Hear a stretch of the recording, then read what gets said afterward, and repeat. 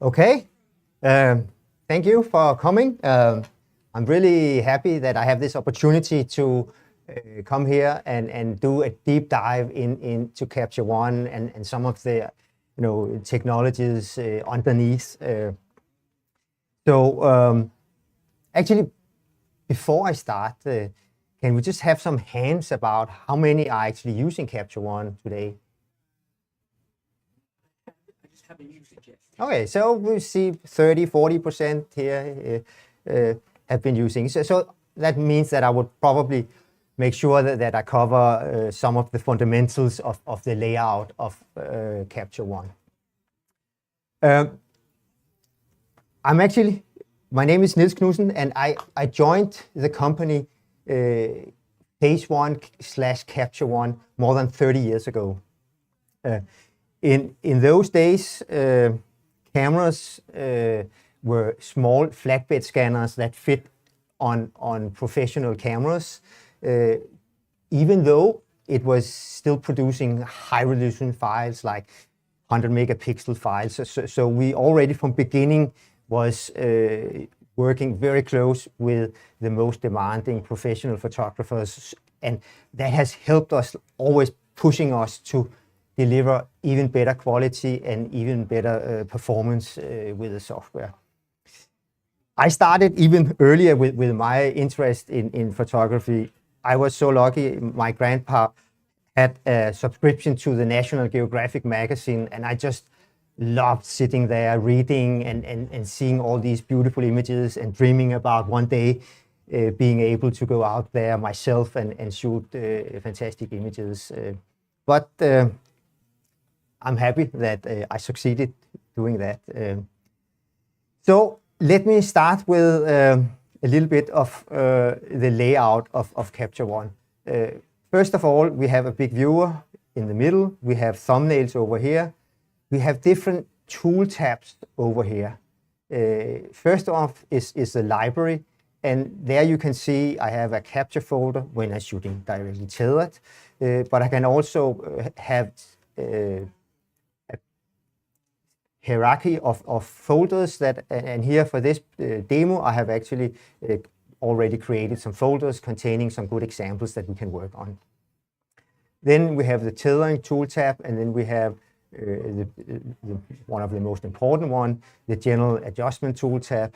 We have the new retouching. We will dig into that, but let's dig into the first one here, colors and contrast. So one thing I would always recommend people to do is to create some kind of reference image. So often things can happen. A software upgrade can make your color management go wrong. So I have been having a huge help by having a file that I always can load before I start doing anything to see that, well, yes, it looks like it's supposed to, so I'm good to go. Another thing I always would be doing is, if you see up here, we have the ability to add a viewer margin.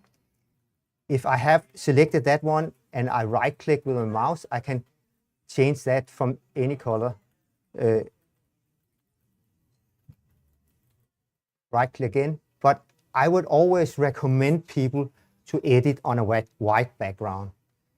You can easily believe that you have edited an image looking so good, and then once you, for instance, print it out or you show it on white background, then you realize, wow, I'm not nearly utilizing the dynamic range of my image. So start making sure that you edit on a white background. So the first thing I want to dig into is a little bit about how we in Capture One deal with colors and contrast, because that is kind of inspiring many of our color tools. So in this first image here, let's say that I would like to add some contrast to it. Contrast is something with an S-curve. So the thing I would be doing is I would create variants, and that I would be using a lot during my presentation. A variant is another view of the same raw file. So I can right-click and I can have a new variant, or I can clone a variant. If I clone the variant, then I get the variant with exactly the same set as you have on the first one. So now I got another one to work with. So let me add some contrast. So in the curves tool, I would draw an S-curve because that adds contrast. So I'm drawing an S-curve. And compared to the original, yes, we get some contrast, but we will also notice that we also get some other effects coming up. And one of the effects is that the contrast also end up creating a saturation. And we will also see a more yellowish tone shift towards the highlights. So, okay, maybe we should do it in another way. I would clone the first variant again and say, we have in the curve tool the ability to work with a luma curve. When we work with a luma curve, we are not touching the RGB curves, and therefore what I add of contrast here shouldn't at all touch the colors. So let me just drag an S-curve here. Maybe that is too much. But for some reason, that is also not looking in the way that you expect it to be. Because right now, for me, it seems like compared to the original, it seems as though it lost its saturation. But if you are measuring the colors, these colors are exactly the same hue as in the original. And that is a little bit to do with how our brain sees colors. We are used to, if we go out in the nature, if we have a day where it's overcasted, we will have light coming in from all angles. And that means every surface would be a little bit scattered. So that means we have low contrast, and we also will have low saturation. Once the sun comes out, then we will have the contrast coming up, but because we get rid of the scattering of light, we will also see a pickup of contrast. Therefore, just adding contrast in a luma space is simply not doing the right thing. So,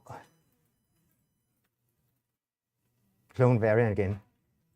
This knowledge about how we see colors as human, we build into our sliders in Capture One. So if we start into the exposure panel under adjustments, I have in exposure contrast, brightness, and shadow. But if I drag now just the contrast slider, we will see that it adds contrast and it just adds enough saturation so we believe that it looks right. So we are not talking about this where it goes yellow or this where it loses saturation. We are just adding exactly the amount that your brain feels that, wow, this is look right. That philosophy we have been using a lot in our tools to make sure that when you are dragging a slider, we are trying to do it so it looks natural, that it doesn't start think, wow, that is a funny way of adjusting an image. We try really to make it look natural. This way of dealing with colors and shadow, that we use in the new color profiles we introduced a few years back. Those we call Pro Standard color profiles. Before that, we had generic, and you will see for most of the cameras we are supporting, at least for the newer ones, for the last 5 years, they would all have a generic and a Pro Standard color profile. The Pro Standard color profile is using that idea where you are adding just a little bit extra saturation, but you are not making the colors get a hue shift. I hope I can show it on your monitor. So I have made 2 rows of images here. One image is with the generic, the first one, and the other one is with the new default standard. And if you see this tulip, we will see it's red, but in the highlights, it kind of have a more yellowish tone to it. If we use the Pro Standard profile, we will see that, I hope you can see it, that it just keeps that intense red all the way up in the highlights, going back and forth. So back the generic, and this is the Pro Standard. Pro Standard also have an ability to maintain color further up into the highlights. We see here the classic profile, the classic way of adding contrast, where you have tones going a little warm in the shadow and yellow in the highlights. With the Pro Standard, if you go back and forth, we will see that the tone of the car is maintained much further up into the highlight. So in the chat, Craig's asking, can you demonstrate masking features, and does Capture One have cataloging and organizing options? I will come later into masking. I would be working in the session all the time today.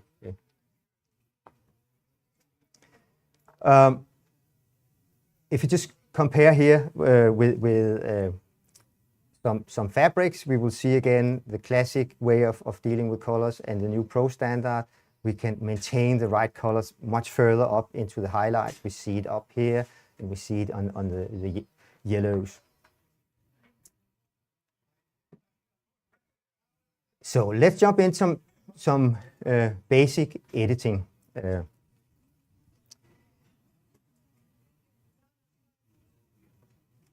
One of the things that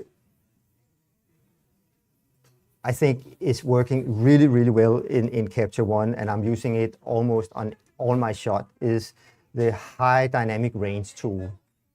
That tool has the ability to separate the tone so you can individually work with highlights and shadow without needing to do masks. And it does it in a way where it looks natural. The first thing, if I have an image like this one here, is just to give it a drag in the exposure slider, because that will give me some information about how much info do I have in the file. And we see I have plenty of info in the shadows, but we also see that I have lots of nice clouds in the sky. So that should be definitely something to work with. So the first thing I will be doing is dragging the exposure slider so I have a good balance of highlights and shadow. And why I'm doing that is because the way that the high dynamic range tool works is that it needs to know what is shadow, what is highlight. And if you start with an image that is very dark, then everything would be in the shadow. So you start bringing it up into an area where you both have good highlights and good shadows. So now into the high dynamic range tool, I can simply drag down my highlights, and you will see I get nice tone back. I can take the shadow and open up a little bit. One way to see how far you have gone is that we have the before after, and you can drag that back and forth. Sometimes I even like to add a little bit of blacks, and that I can do by going in the histogram levels and just dragging 2 to 3 here. That makes sure that my deep blacks are really looking intense. Sometimes I will always or often try the vignetting part. Right now it's elliptic on the crop. But by adding a little bit vignetting, I think that you are getting more focused on the central part of the image. You can add a little bit lightness here. And I think it's kind of looking good. Maybe I would go down here to the clarity tool, which is a tool that adds a little bit of local contrast. there's in the clarity tool 2 sliders, the structure and the clarity.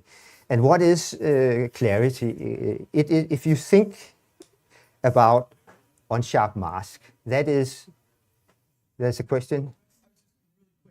Is there any difference between using sliders and using the histogram, or in Capture One? Is there any difference between when you're adjusting?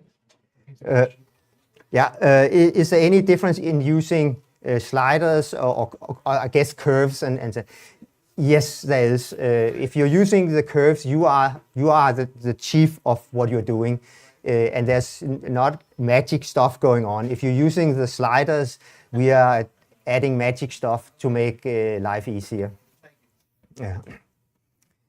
Yeah. Clarity is about adding local contrast. And if you think about a tree, then you have the trunk, you have thin branches, and you have the small leaves. Unsharp mask will make contrast on the leaves. Structure would put it on the branches, and clarity would enhance the trunk. So it's just different level of what these local contrasts are adding. But for this one here, it is very sharp. We have this tool up here, so you can just click here and you can see it zooms in and see we have a lot of details there. So we are not lacking the details on pixel levels. So I will use the clarity slider, and just if I add a lot, you can see it comparing where we came from. So, but sometimes when you are working on editing an image, you may not know, have I pushed it too far? Should I? And therefore, the ability to make variants is super helpful in that process. So if I'm kind of uncertain about is this good enough? Do I need to do more? Then I would go in here and say I just clone the variant. That will mean that I get a view with exactly the same settings, and therefore I can, for instance, say maybe I should turn down the clarity on this one here, and then I can easily go back and say, oh, which one do I like most? And maybe I actually like the first one. And that is, I think it's super helpful in the way where you start learning new tools, because you cannot at the beginning know exactly what it will give you of benefits. So just clone a variant and branch out from there and see if you can improve on it. Yeah. In this, just to show you how powerful this tool, or we can adjust. Here we have a image where it's exposed to make sure that we are not clipping the highlights, which is a very good idea. If I go in here and drag in the exposure slider, we can see that there's a lot of data to work with. We also see that because it has a mix of moonlight and a mix of the white balance is a bit off. Up here, I have a pick white balance tool, so I can just go in and click anywhere. There's actually a white sign here, so I can click on that one. If I open up again to bring in the values, so we have a good mix of highlights and shadow, I can bring, and especially look around the street light, how much details we bring back there. We can make some of the white peak a little more shadow here like this. But then we have a lot of colors go on up in the sky. So that would lead me into our color tool.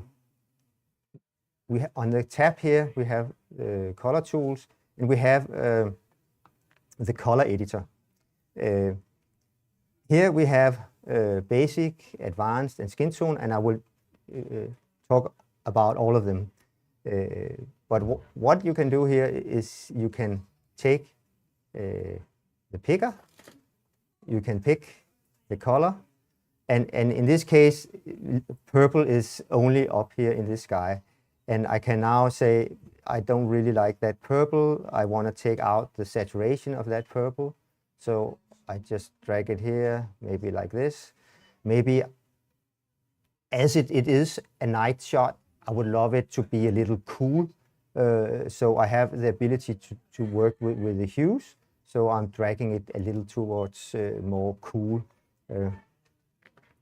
So just an example of how easy and with a very few clicks you are coming from an image that is exposed right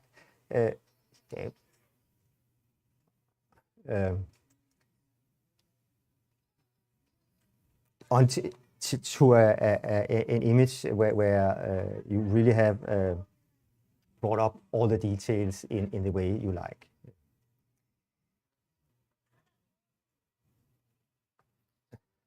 Let's look at this image. The good thing was the sun was out the day I went there. The bad thing was it wasn't really a deep blue sky, so we need to do something about it. The second thing is that I didn't line up my camera well, but we have a tool on the shape where we can do keystone. We have some automation. So if I just click on the auto button, it goes in and analyzes the image. If I have the guides here, you will actually see that underneath the software finds the vertical line and use those to be straightened for the image, and therefore very simply you just with one click have it corrected. Back to the color editor. If you start with the basic, you can take the picker, you can pick on the color, you say we need the sky to be more blue. So what I can do here is I can take that picker and I can drag it up and down with the mouse. So right now I'm just moving my hand up and down. I could also just drag the slider, but that means I can actually be looking at the image while I'm adjusting the color. So I don't drag with a slider and look in a different place in the image. I think that looks nice. Maybe I should make it a little darker. And then I can say the green grass could also need a little bit of brush up. So again, I can drag here, make it. And now you can see if I start dragging sidewards, I go working with the hue. So I can actually make it a little more like cool green that I prefer, like this. If that often happens that you are out shooting and your greens and blues are not looking like that, or like the way you want them to be, then instead of doing that on every shoot, you can create a preset. In every tool we have here the lines, and here you can say save a custom preset. And it says we have been using the color basic, and you give it a name, green and blue, push.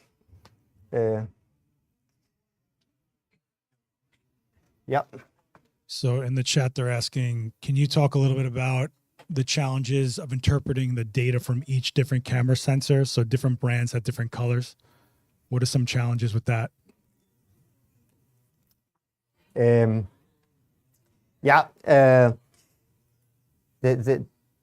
is the way we make the Pro Standard profiles. We are using a combination of shooting color targets but that is not what we do when we actually, or the color target is only a guideline. It helps us bringing in, because there is, as you see, different cameras has different way of separating tones in around the hue, and therefore at the end I would be the one that has some special tools where I can balance. So for each camera, I try to find the balance that gives you the most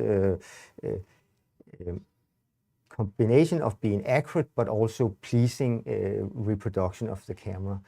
But they are a little different from camera to camera. We are working on technologies that can make that gap between those cameras color-wise even smaller.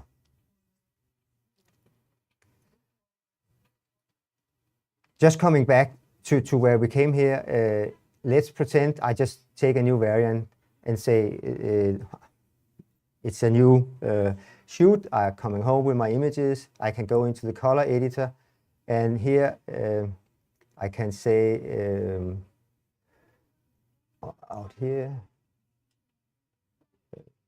didn't I have my, and just from my list here, I can just add it, so you don't need to do it. You can, if you need more precise edits of colors, then the advanced. The good thing about the basic color tool is that it's designed to work very smooth when you change colors. And it's very well designed so you can make presets that would work on other images. If you go in the advanced tool, you can go in and make very drastic cuts, let's say yellows until this tone of yellow should have more saturation or less or whatever. But when you make that kind of profiles or adjustments, they may look great on the image you're working on, but they have less usability as general purpose. But I will show you here. So go in here, I can take the picker, pick the reds, and I have a helping tool here that says view selected color range. When I turn that on, we will actually see that I have selected the strawberries. Maybe if I want to get rid of those colors up here, I could reduce how much of it this way, like this. So now we only have some of the shine going up here.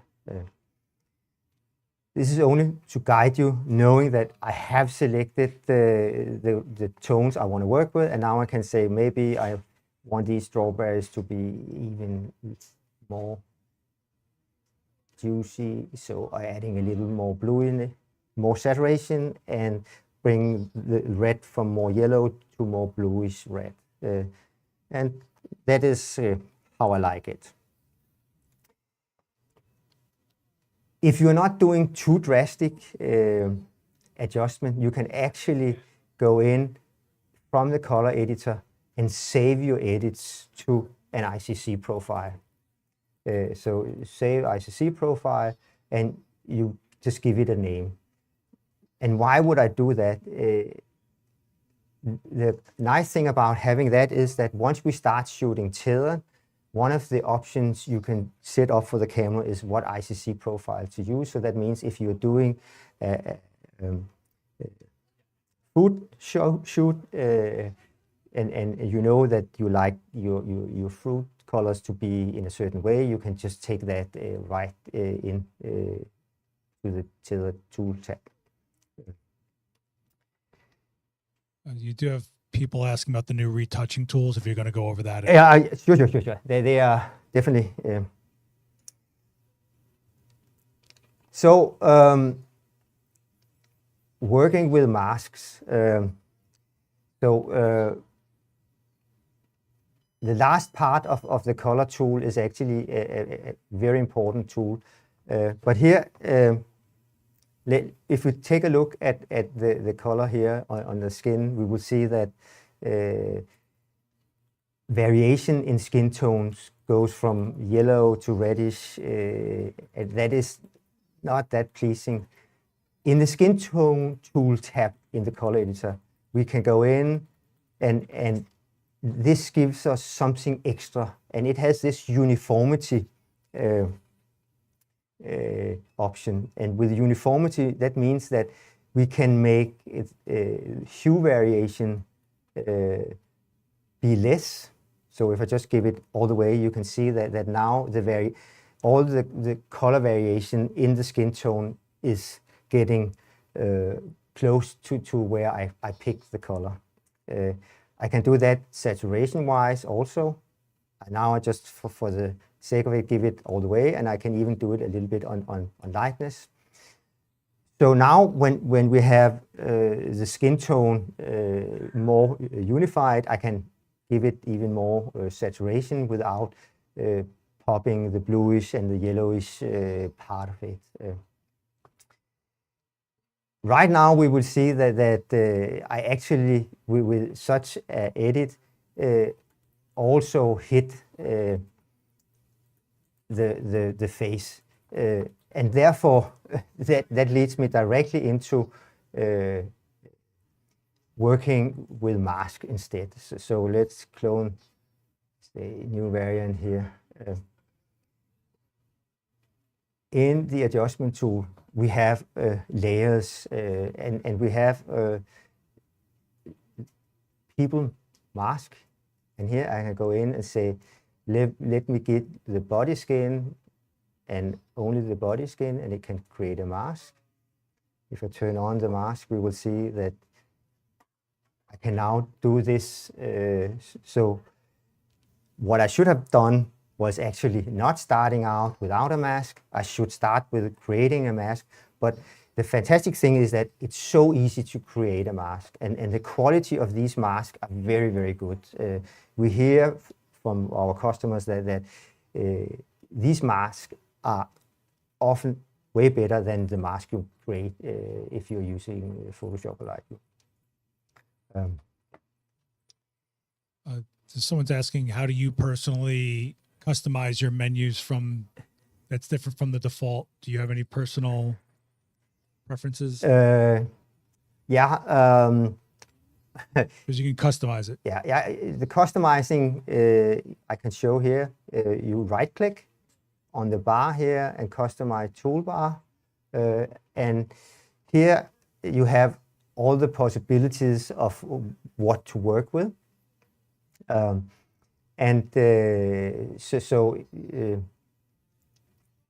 can simply drag if you want another up in here. You can get rid. What I typically like to do is I like to have a trash bottom. I like to have the rotate, but one of the most used for me is the copy apply, and I will show you how this works here. So let's take this guy. It's actually one of the engineers from my team at home. Let me make a face mask and a body mask and create mask. And we will see I got this. Let's just say we want to make a pale version of him with contrast like this. I have 4 more shots, and if I want to do that retouching on all these, I copy to the clipping board, and if you open here, you will see all those things that have been worked on. So, and that means that I can now select those I haven't worked on and say apply. And then what the software does is that it goes in and does this AI masking of the skin and face skin on all these images, and apply the adjustment on all of them.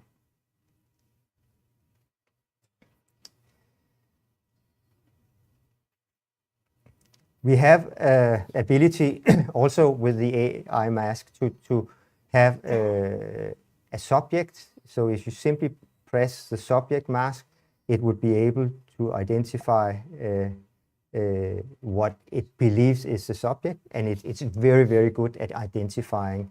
And you could also, if you want to work with a background, you can create a background. It gives you the layer here. You see we have. So very easy way to go in. We have lots of white, so we don't need more white. So we just need to open up a little bit here, maybe some contrast, and very easy way of working.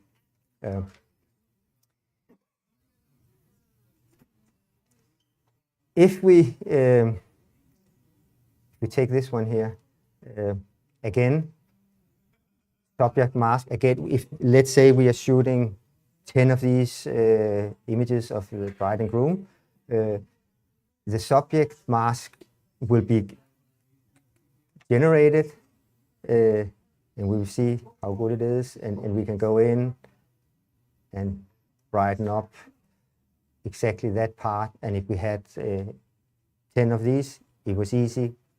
Throw these adjustments to the clipping board, and on all those you would apply it. It would go in, find the object, which is the bride and groom, and apply our changes to it. So super efficient way of working.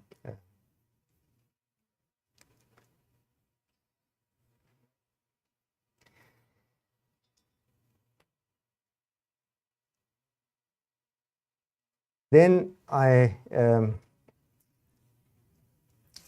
want to show you a little about this called match a look. That is also an AI feature. So we're using AI to figure out how an edit has been done. So let's take this guy, which is also one from the guys from R&D.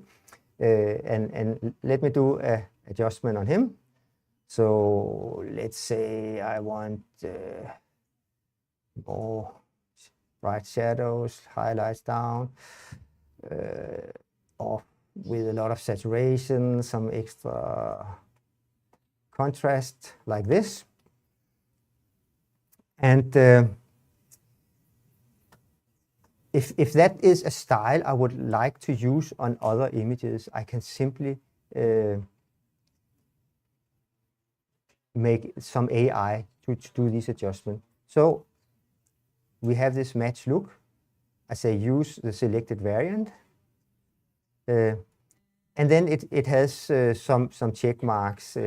I typically check them all. Normalize means that it would go in and make sure that the overall exposure on my new images where I want to apply to will get the same level of exposure, and so on with color adjustment and so on. They're asking, can this be done with any image, like from a movie still? Yeah, or yeah. has to be an image you create? I will come to that. Yeah. So let's take a group of very different images and say apply.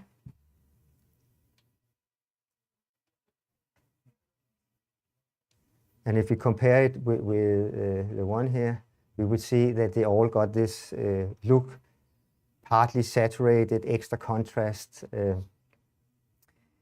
So it's a way where you can get a very good starting point for a large group of images. But it also has some abilities. I did look into some really old printed magazines, and I found these different ads, and I said, oh, that could be really cool. Could I? And okay, I know the tool. I could probably figure out how to do an edit on images. But this is just shot with a phone from a magazine into Capture One. And I say use that as a reference. And let's take the same group of images as before, reset them, reset adjustment, and say apply.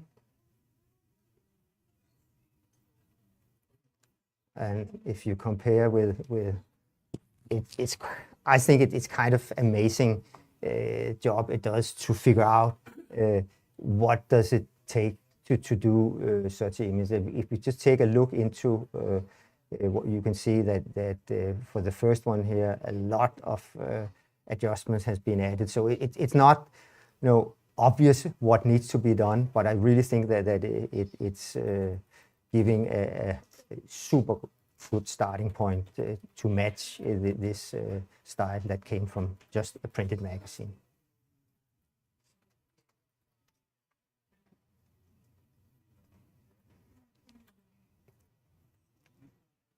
We also have something we call smart adjustment.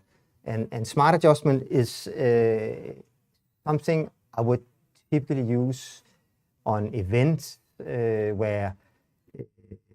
or outdoor, where you are not in control of the light, where light will be shifting, somebody or maybe people are moving close to windows, and then they get one white balance, and then they walk under some artificial light, and then so these temperature differences can make all the auto white balance features in a camera be a little challenged. So they're asking if the AI features are local, or do you need internet access? Is it it's totally local. So all the models have been, of course, developed in the lab, but they are built into the application. So you can go to a mountaintop, and all the things I've been showing here, they would work.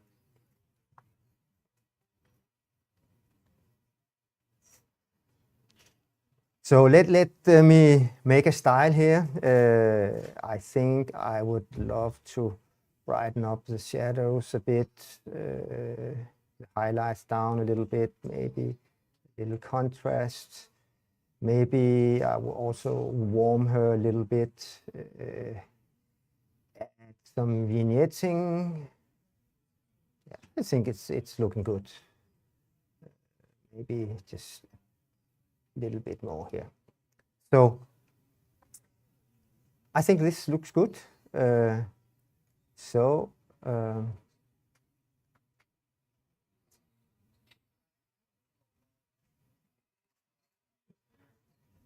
under the Style tab,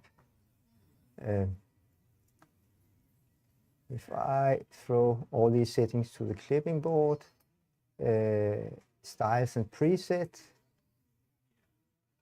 save custom style, and we would see those things that have been done. If I click on smart adjustment, then what will happen is when I apply this style, it would go in and try to identify if there are faces and make sure that the faces will get the right color balance and skin tone, so they're looking as much as possible to our original. So I say save. I would give it a style, new look 1, save.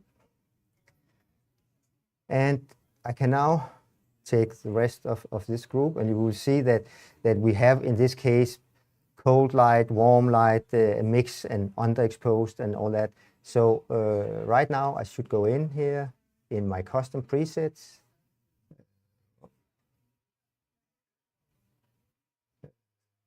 Custom styles, a new look, and I can apply it, and we'll go in and analyze all the images, and voila, all the images will have the same look and feel as the first one. And I can tell you, if you're doing events, I have tried to compete with this, say, okay, let me spend as much time as needed manually, And then I think, okay, I've done a really good job.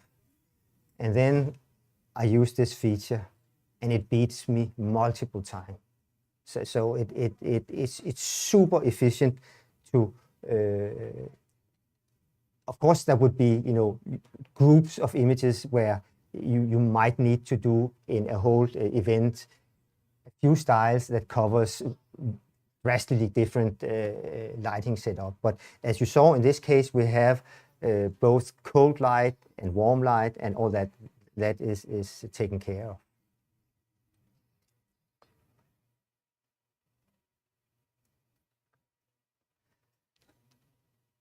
So retouching. So that is a new feature we just introduced with the latest release that came out here last month.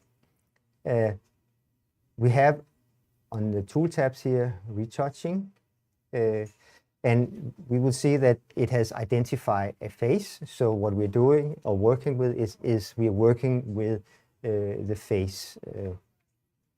We have some sliders, blemishes, dark circles, amount. But let's just take a look at here.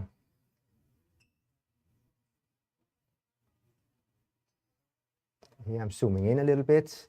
Maybe I would actually start doing a white balance. So I just do a click balance on the background. So, but with the blemish slider, you will see that as I drag, the blemishes disappear. So super easy way to get rid of blemishes. The idea is that if you have something that is part of how you look, we will try to maintain that. But just because you have something that is looking bad today or in this week, we don't really want that to stay with the portrait. Then we have the dark circles, which you can see here. And we even have some even skin. That is, you can see, this is of course making it a little cooked in the look. So this is of course way too much. But dragging it to 100, we can see that the texture, which is at default, you can make it look more soft or with more details. So you have this ability, even if you're adding a lot of even skin, to balance it to your taste. But I don't think we need a lot on this one here. Last thing we have is contouring. Contouring is about adding local contrast. Actually making shadows deeper and highlights brighter. And if you see, it's not the best way or best image. She doesn't need that, so maybe only a little bit. The good thing now is that I can copy this to the clipping board. And again, if you see what has been, we see that we have also all the blemishes, dark shade, everything we did is now on the clipping board, which means that if I take another image here and apply it, it will go in, analyze, and apply these settings. So again, if you have a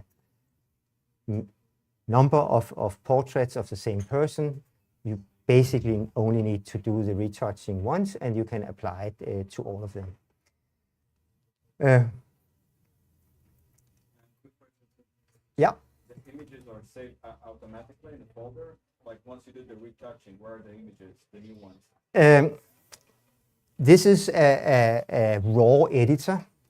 So the raw file is always untouched. So what we are doing is we are giving you a view of the raw file depending on parameters. So we never touch the raw file. At the end of the day, you will need to go out and export a file saying, okay, I like this one here.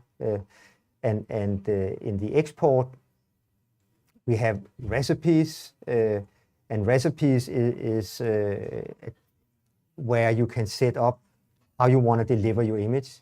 It might be that you need a high-res image in TIFF, or you just also need some low-res JPEG files. You can click up. You see here we have a TIFF, and we can say Instagram optimized. So if I click this on and I press process or export here, then I will get two versions of that. The raw file is still the same, but now we are actually processing out new files from the raw file. They're asking if the retouching can be applied in real time while tethering. Yes, you can set it up and shoot it. Of course, if you are super fast on the release button and you shoot, because as you saw when I apply thing, it takes a second or so to identify the face and use the magic on the blemishes and so on, and therefore that part will always need to happen. So if you're shooting fast, that means that it would lag a little bit. But yes, you can. So if you have the pace, if you are working on a fast machine, you just figure out if it's fast enough for your speed, and then you can apply all the great thing is that if you, or often your client doesn't want to see how bad I am looking today, so if you can actually apply this up front, so they only see nice images, that's super helpful to that your client feel comfortable that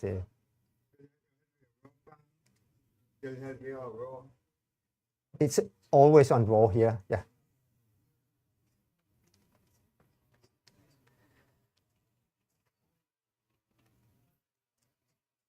Back to so in this case we will see two faces, and we will also see up here that it identifies both phase 1 and phase 2, and that means that we can go in and do individual adjustments. So because a young person and an older person, they would need different treatment. So in this case, you go in for the one phase and set up what you believe is right. You go in for the next one, maybe dark circle, and on the clipping board, and then you can select and apply, and we go in and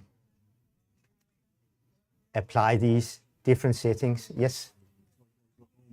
Can you use Capture One on post-production, say if you don't have a tether or a connection cable to your camera, like say you just upload the files, you can still use Capture One? Yeah. Okay. Yeah. We are up here, we have import, export bottom, so the import, or actually if I just insert a SD card now, it would automatically start asking, do you want to load these files? So it's super easy just to do that.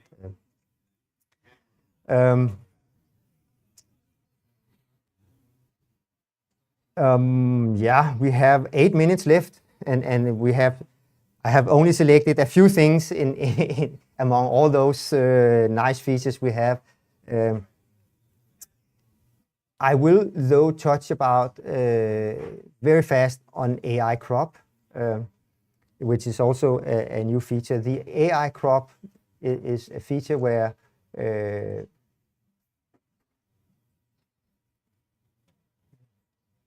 found here. It's a feature that is part of our top product, the Capture One for Studio. The idea is that you can go in. Let me just reset. Let's take a crop. Take the crop tool. I could go in here.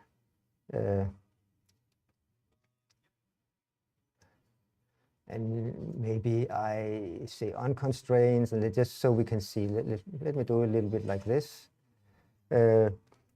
Say set as reference, and then I can go in and select all the other images and say apply. And we will see that it applies it. We can see the rules, so how it tries to add the same percentage on top, left, right. In this case, we will see that if your object is narrow, as in this case, you get another aspect ratio that you can also control. So let's reset this one here. So if you choose this option here, then they will all have same aspect ratio.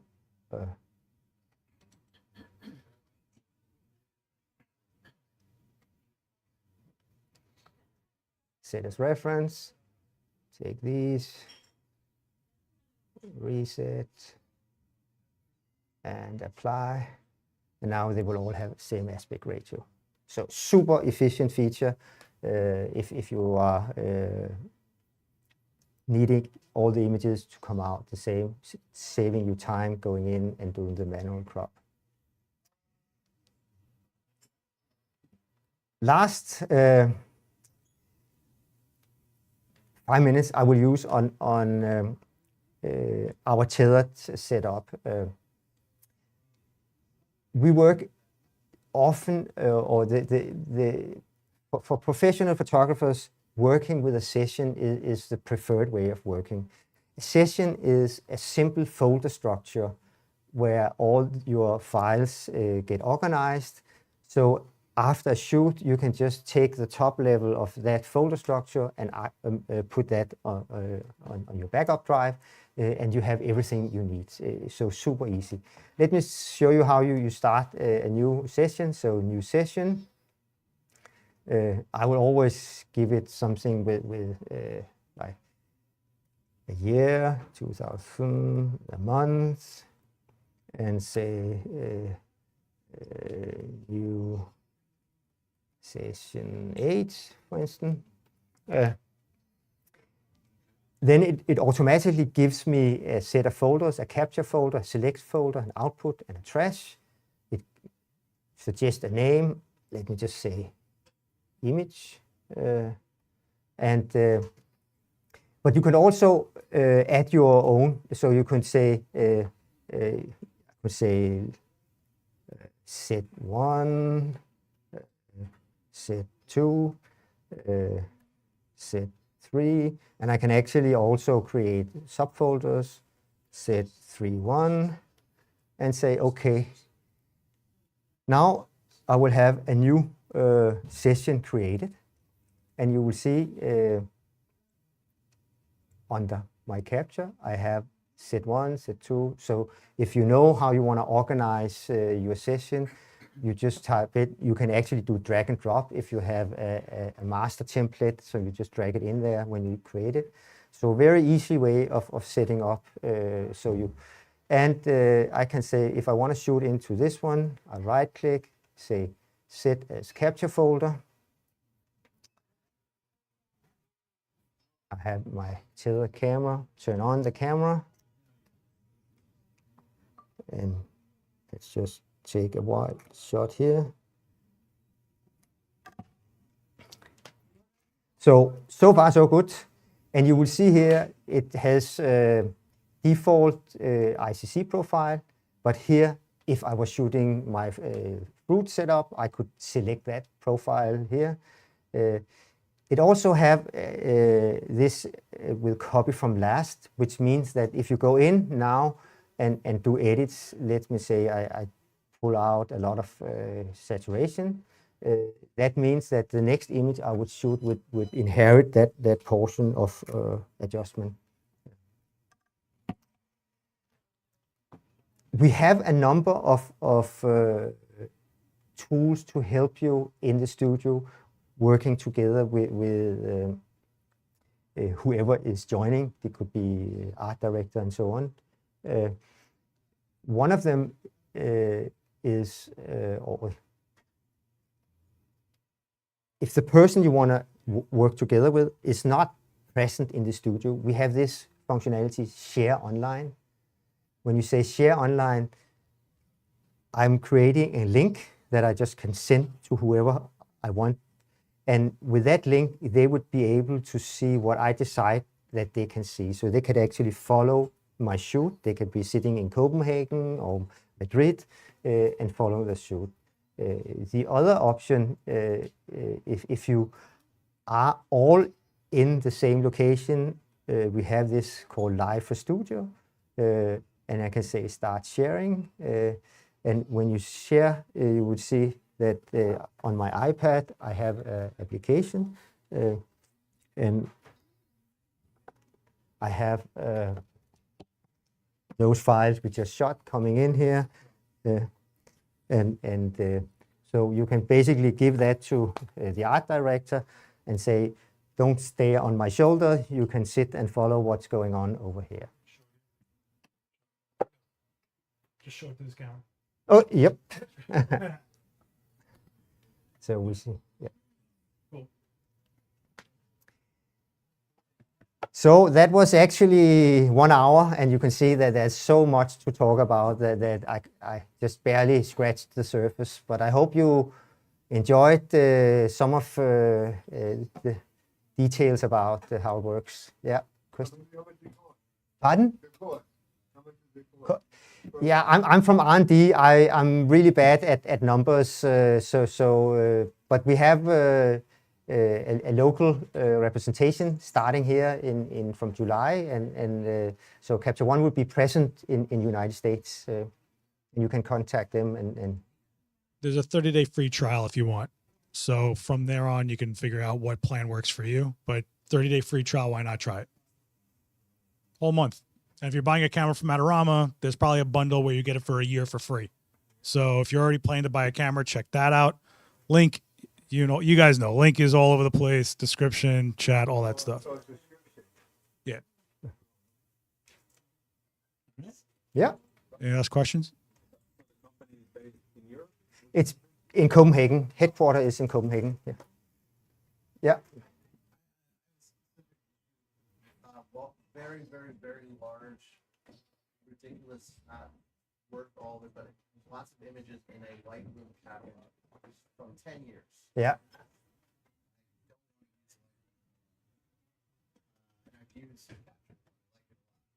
How do I manage some images that I've already edited in Lightroom and still retain it so I can go off the Adobe train? Yeah. The question here is I have a big catalog of Lightroom images. Can I, and I would love to work in Capture One. How do I do that?